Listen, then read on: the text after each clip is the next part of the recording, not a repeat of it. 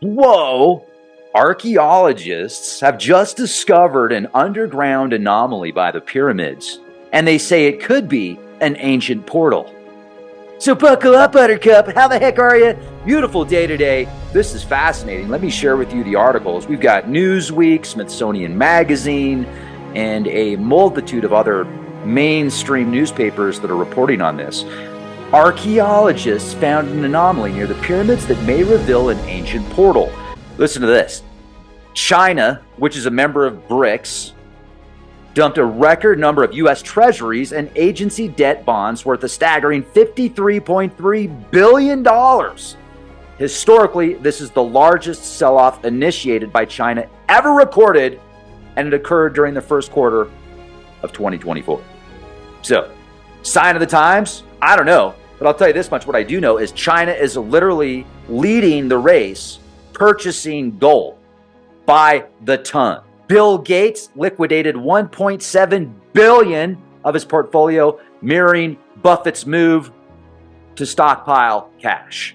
Yahoo Finance. Big short investor Michael Burry bets heavy on gold. This is great news, especially for silver tards. Silver tards unite. Hot commodity silver outpaces gold as buying gains momentum. Yahoo Finance. This is what you might know. If you go to leakprojectgold.com, not only can you get free ebooks, how to get out of the rat race, but if you call Noble Gold Investments, and if you start an account with Noble Gold Investments, if you qualify, you'll be gifted a free 1/4 ounce solid gold coin to add to your collection. No additional cost. They will gift that to you. Find out how to qualify. All you got to do is give them a call, 1-877-646-5347. Go to leakprojectgold.com. Go to noblegoldinvestments.com. They have an A+ rating with the Better Business Bureau, countless 5-star reviews, and let's get back to this presentation right now because it's intense. New findings beneath the desert floor hint at entrances to long-lost chambers. Ground-penetrating radar has helped archaeologists identify buried wonders below the surface. That's Popular Mechanics.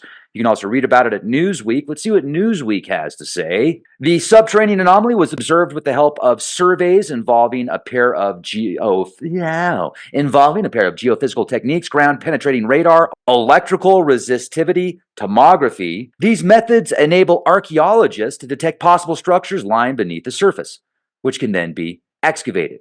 The surveys have resulted in some quite important findings, pointing to possible presence of archaeological remains previously unknown. The study published in the Journal of Archaeological Prospection has reported, and the latest study was conducted by a joint research team involving experts with Higashi Nippon International University of Tohoku University in Japan, as well as the National Research Institute of Astronomy and Geophysics in Egypt. The GPR and ERT surveys focused on the Western Cemetery in Giza, which was an important burial place for ancient Egyptian royalty and high-class officers. The cemetery to the west of the Great Pyramid is densely populated with mastabas, a type of ancient Egyptian underground cave. This is the paper, Archaeological Prospection, GPR and ERT Exploration in the Western Cemetery in Giza, Egypt. Let's look at the abstract. This is so amazing. So if this is a portal, if they found a portal in the Western Cemetery of Giza, at one point, this is clearly speculation here, but let's go with the science fiction aspect of this. What if they had a portal that could transport people to another world in a different part of the universe? So they didn't have to get in a spaceship and fly billions or trillions of miles. They get in the portal and boop, beam me up, Scotty. And then a cataclysm happens, and those that survive find these amazing technologies, but they don't know how they work.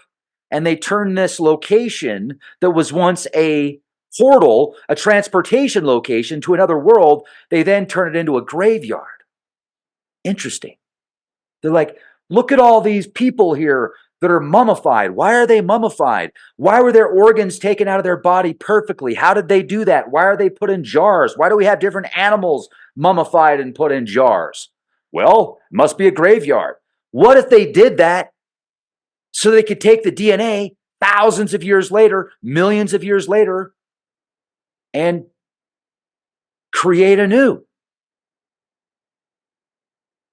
Like we're taking bits of DNA now from thousands of years ago, 10,000s of years ago, and we're attempting to create life or to rebirth life because we've got the building blocks.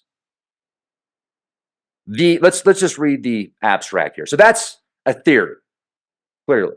A geophysical exploration employing ground-penetrating radar, electrical resistivity tomography was conducted at the Western Cemetery in Giza, Egypt. I'm going to show you that location in a moment.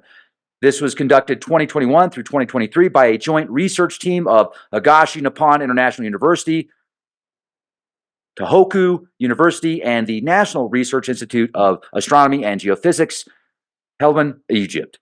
We believe we found an anomaly, a combination of a shallow structure connected to a deeper structure. The shallow structure, which is L-shaped in the horizontal plane, 10 meters by 10 meters, was clearly imaged by the GPR. It seems to have been filled with sand, which means it was backfilled after it was constructed. It may have been an entrance to a deeper structure. This is incredible. They need to go in there and find out what's down there. Sign me up. I want to go.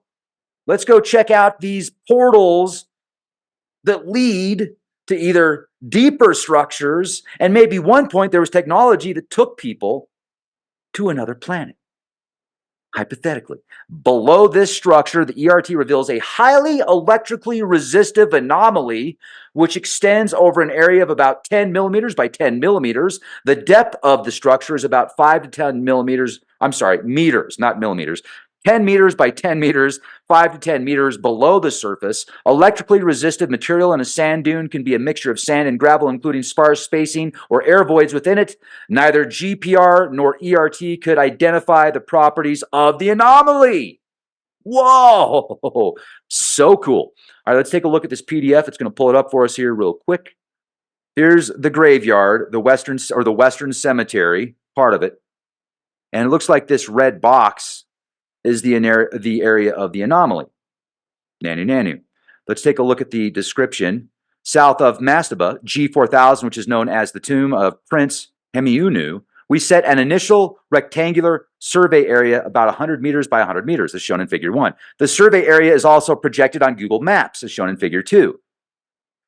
GPR and ERT was conducted in the area. The rectangle shows the original GPR survey area. The reconnaissance GPR surveys were conducted over a larger area, which has a regular shape as indicated by the color GPR horizontal slice shown in Figure 2. This is the location of the survey area projected on Google Maps. The red rectangle shows the area of the initial survey. The color figure shows the horizontal profile of GPR view is to the north. So right in this area here. Look at how close that is to these pyramids. Let's get the exact mathematical GPS location on this, and let's get the exact coordinates, how far it is spaced from the pyramids and the Sphinx. Maybe some math experts can calculate that, and we can come up with a formula for this. I really wouldn't be surprised at all if there was some type of space portal here thousands of years ago that was made for travel. And that's what this anomaly is. It's the remains of that. Or it's just a geomagnetic anomaly that's natural that our ancestors or the ancients, much smarter than I am, knew about, and they were able to harness this energy in conjunction with the pyramids, which then created some type of force-filled energy system. And it would also be a protective barrier that could be used not only to protect life from radiation and expand life, expand consciousness as well, but also be used as an electrical grid. So it could fortify the city. It could light up the city. It could fortify the city. It would be the power source, and it could also be a travel source, a source of travel. That is incredible. Here is Survey 3. Looking south from Mastaba G4000, the red rectangle shows the approximate location of the initial survey area. We've got an old spaceport, folks. The initial GPR survey was carried out using 200 and 400 megahertz antennas, which is a GSSI system. It was accomplished in a parallel transect with a spacing of 1 meter. We used conventional measuring tape to set the survey lines and did not use RTK GNSS. The area to be surveyed was divided into two areas of dimensions 30 meters by 70 meters and 15 meters by 20 meters as shown in figure 7, which is below us right here. The two areas were surveyed with the 400 megahertz antenna first and then with the 200 megahertz antenna. One of the vertical profiles acquired with the 200 megahertz antenna is shown in figure 8, and layers of horizontal slices are shown in figure 9. The B scan was processed using a Reflex W 9.0 applying static correction, background removal, gain, and running average. The horizontal slices were generated by our own software. So cool. This technology is amazing. We're going to find a lot of stuff that's just right underneath people's feet and they don't even realize it. These are the survey lines you can see here that they did. You can see the Western Cemetery around it. Here's their equipment when they're actually out there. Looks like the GPR system with a mobile RTK GNSS antenna. Some of the technology used.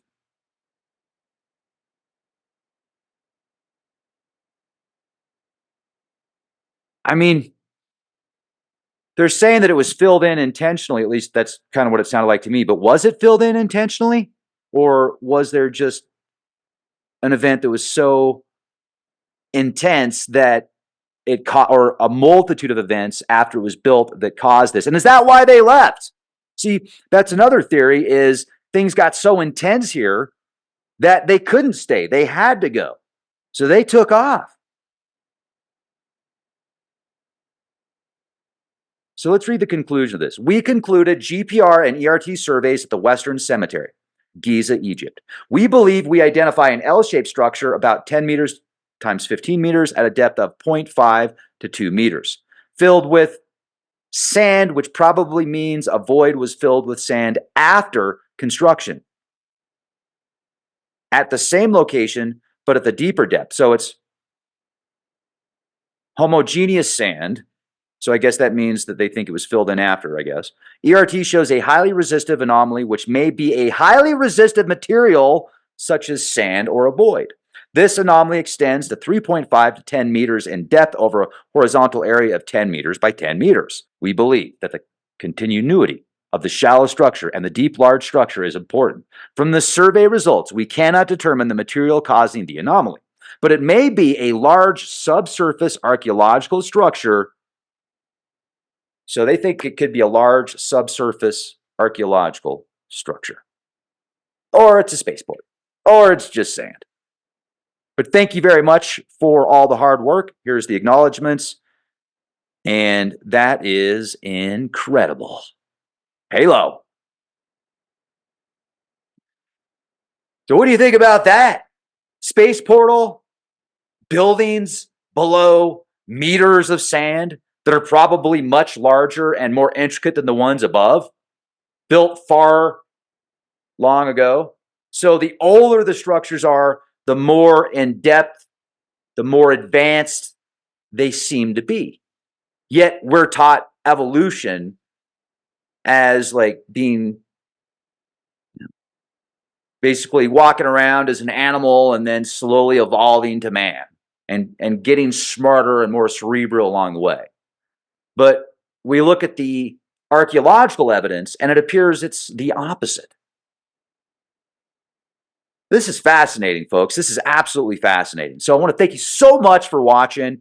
And also I want to let you know, like, so if you're watching the podcast and if you're watching Leak Project on YouTube and you're like, wait a second, didn't Leak Project have about 4,500 videos on YouTube? Yes. I had to delete about 4,500 videos the other day because there's new algorithms out there. So we just, we want to be on the safe side of things and make sure that everything is smooth sailing. So if you want to watch these videos, you can watch most of them on leakproject.com, or you can go to Patreon and become a Patreon member.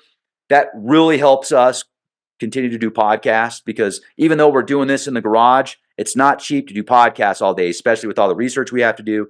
and we still got to pay the bills, and we still got bills and issues. Now, bills and issues is a good thing, right? It means we have a pulse. So you probably have bills and issues. We all do.